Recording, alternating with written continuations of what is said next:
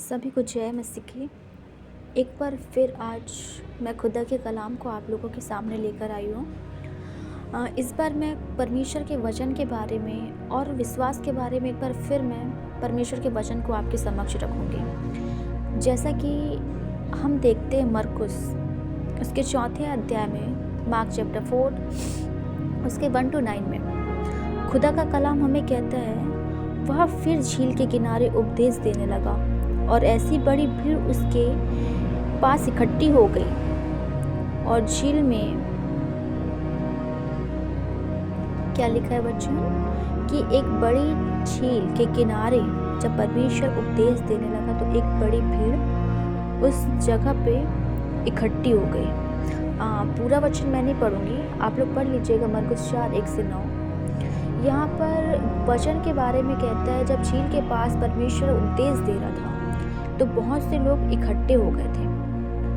और मैं आपको बताना चाहूँगी कि हमारे बीच में कुछ ऐसे लोग हैं जो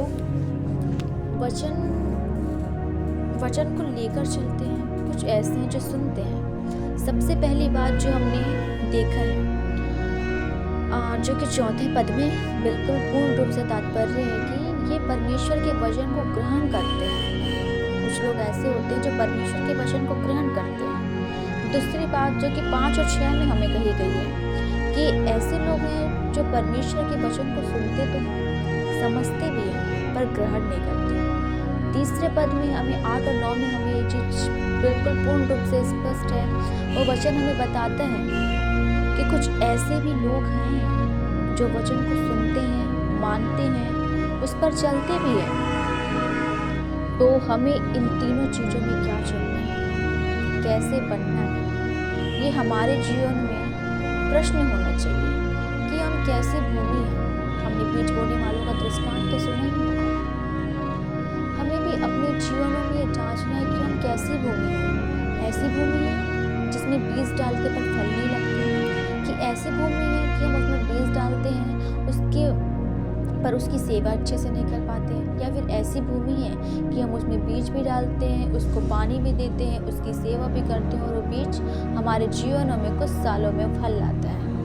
उसी प्रकार हमारा परमेश्वर का वचन है। अगर हमने परमेश्वर के वचन को सुना है तो हमें उस अपने जीवनों में उस वचन को ग्रहण करना भी बहुत जरूरी है। अगर हम परमेश्वर के वचन को सुनेंगे, एक कान से सुनेंगे दूसरे कान से निकाल देंगे, तो हम परमेश्वर के वचन को ग्रहण नहीं कर पाएंगे। और अगर हम परमेश्वर के वचन को ग्रहण नहीं कर पाए तो हम उस परमेश्वर जैसे बन नहीं पाएंगे। हम कभी परमेश्वर जैसे बन तो नहीं पाएंगे, बट क्योंकि जिस दिन हमने उस परमेश्वर को ग्रहण कर लिया ना, जिस दिन हम उस परमेश्वर जैसे बन गए ना, तो हमारा जीवन बहुत कठिन होगा। इतनी परीक्षाएं आएंगी, इतनी कठिन समय हमारे जीवनों में आएंगे, इसलिए हम कभी बन ही नहीं सकते। जिस प्रकार उसने अपने इकलौते बेटे को हमारे लिए कुर्बान किया है, हम कभी अपने जीवन में ऐसा कर सकते हैं? बिल्कुल नहीं। आज के डेट में, आज की जो जनरेशन है और आज के जो लोग हैं, अगर हम इनसे कुछ भी चीज़ मांगेंगे तो वो हमें नहीं देंगे। पर हमारा परमेश्वर पिता ने क्या किया? उसने अपने इकलौते बेटे को हमको दे दिया। क्यों? ताकि हमारा उद्धार हो सके। पर हम क्या कर रहे हैं? हम कुछ भी नहीं, पर हम कम से कम उसके वचन को ग्रहण तो कर सकते हैं, उसके वचन को एक्सेप्ट तो कर सकते हैं। परमेश्वर का वचन उत्पत्ति से लेकर प्रकाशित वाक्य में हमारे जीवन के बारे में इतनी सारी चीज़ों को बताया, पर क्या आज हमने एक बार भी बाइबल खोल के उस चीज़ को पढ़ा है? नहीं, क्योंकि हम संसारिकता में इतने डूबे हुए हैं कि हमने उस वचन को खोलना छोड़ दिया। आज हमारे घरों में रखी बाइबलों में धूल पड़ रही है। वो सब कब निकलती है? सिर्फ संडे को निकलती है। क्यों निकलती है? क्योंकि हमें चर्च जाना रहता है। बाकी दिन वो बाइबल एक जगह पर इकट्ठी पड़ी रहती है, उसको कोई नहीं छूता।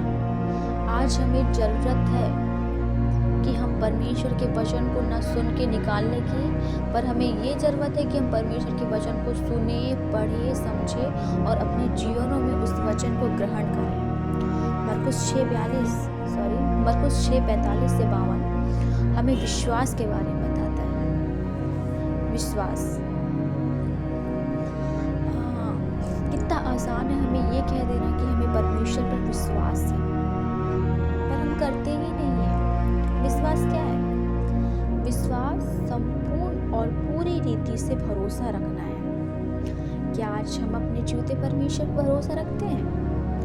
क्या आज हम अपने परमेश्वर से कुछ कहते हैं, कुछ मांगते हैं तो विश्वास रखते हैं? नहीं।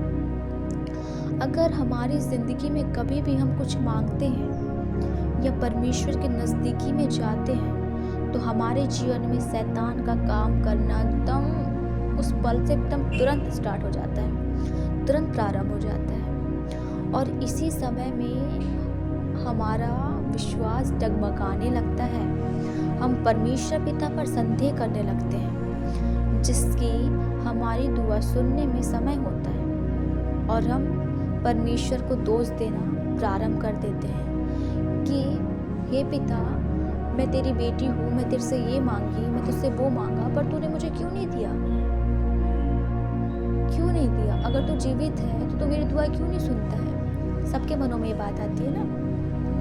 पर नहीं, उस टाइम हमें बहुत दृढ़ होने की ज़रूरत है, क्योंकि वो परीक्षा का समय आता है और हम मसीह जीवन में हैं, हम मसीह हैं, तो हमारे जीवन में परीक्षाएं आएंगी, पर हमारा फ़र्ज़ बनता है कि हम उस परीक्षा में पास हों। कई बार ऐसा होता है कि हम कुछ मांग लेते हैं परमेश्वर से, पर वो पूरा नहीं होता है। हम हताश हो जाते हैं, हम निराश हो जाते हैं, हम थक जाते हैं, पर वो समय होता है, उस समय में हमें थकना नहीं है। वो एक परीक्षा का समय आता है, क्योंकि जो चीज़ हमें चाहिए रहती है उस चीज़ को छीन करके शैतान हमारे जीवन में काम करता है कि देख, तू दिन रात दुआ प्रार्थना करता है, तू दिन रात दुआ प्रार्थना करती है, पर तेरा खुदा तेरा सुनता नहीं है। शैतान हमारे मन में ये डालता है, पर उसी क्षण परमेश्वर क्या कहता है? तू अय्यूब को देख, तू डैनियल को देख, तू लाजर को देख। हमारा परमेश्वर ने लाजर को मरे हुए में से जिंदा किया है। हमारा परमेश्वर ने दानियल को शेरों के बागों के बांग से निकाला है। हमारा परमेश्वर अय्यूब के जीवन में कितनी परीक्षाएं हैं, उससे उसका सब कुछ छीन लिया गया, फिर भी उसने परमेश्वर पे भरोसा रखना नहीं छोड़ा। उसने लास्ट तक, उसने अंत तक परमेश्वर पर अपना विश्वास बनाए रखा, और अंत में क्या हुआ? वो परमेश्वर की आशीष को पाया। उसी प्रकार आज खुदा हमसे कहता है कि तू कमज़ोर मत पड़, तू मेरी बेटी है, तू मेरा बेटा है। ये वो समय है कि शैतान तेरे जीवन में परीक्षाएं लाएगा, पर तू मेरे पे दृढ़ विश्वास रख। खुदा का कलाम कहता है ना कि विश्वास अनदेखी वस्तुओं का प्रमाण है। तो मुझ पे विश्वास रख। राई के दाने के समान भी विश्वास रखेगा तो पहाड़ हट जाएगा। लूका 17:5-6 में कहता है ना कि अगर तुम मुझ पर राई के दाने के समान भी विश्वास रखोगे और कहोगे कि ये पहाड़ हट जाए तो हट जाएगा। सो हमें परमेश्वर पर विश्वास रखना है, परमेश्वर के वचन को आगे लेकर बढ़ना है। इस वक्त ये दुनिया एक सपने के समान है जो कभी पूरा नहीं होता है, पर परमेश्वर का वचन हकीकत है। हम इस दुनिया पे भरोसा रखेंगे तो हम हमेशा दुख पाएंगे, पर अगर हम उस जीवते परमेश्वर पर विश्वास रखेंगे तो दुख आएगा, पर हमारा शोक आनंद में बदल जाएगा। आमीन। खुदा का कलाम क्या कहता है कि तुम मुझ पर भरोसा रखोगे तो तुम्हारा शोक आनंद में बदल जाएगा।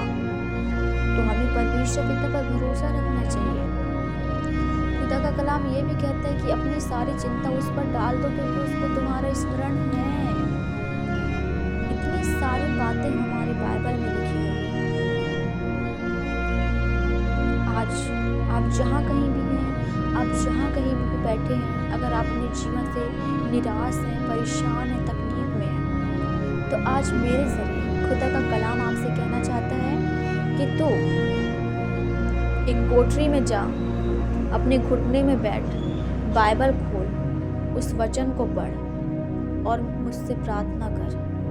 आज के आज तेरा शोक, तेरा दुख आनंद में बदल जाएगा। आज तो अपनी सारी चिंता उस पर डाल दे, क्योंकि उसको तेरा स्मरण है और खुदा तेरी सुनेगा। आज खुदा आपसे कहता है, आज परमेश्वर आपसे कहता है कि मेरे निकट आ, तू मेरे निकट आएगा तो मैं तेरे निकट आऊँगा। सो आज हम सबको ये करने की ज़रूरत है कि हम अपने घुटनों में आए, परमेश्वर से मांगे, और सिर्फ मांगे नहीं, उस पर विश्वास भी करें। परीक्षाएं आएंगी, परीक्षा में दृढ़ रहें, हमारा विश्वास अटल होना चाहिए। अब्राहम ने 90 वर्ष उसने इंतज़ार किया। 90 वर्ष की उम्र में सारा ने इसहाक को जन्म दिया। जब वो 90 वर्ष परमेश्वर पर विश्वास करके दृढ़ रह सकते हैं, तो हम कुछ समय क्यों नहीं रह सकते। आज हमें ज़रूरत है कि हम परमेश्वर पर विश्वास लाएं, उस विश्वास में दृढ़ रहें, क्योंकि खुदा का कलाम हमें आज यही बता रहा है कि तेरा शोक आनंद में बदल जाएगा। इस वचन को लेकर मैं आप सबों से निवेदन करूंगी कि इस वचन को पढ़ें और दुआ में बैठें, क्योंकि आज खुदा का कलाम आपसे कहता है कि आज तू अपनी सारी चिंता उस पर डाल दे, वो तेरी सारी दुआ को सुनेगा, तेरा शोक आनंद में बदल जाएगा। आमीन। इस वचन के द्वारा परमेश्वर हम सबको आशीष दे।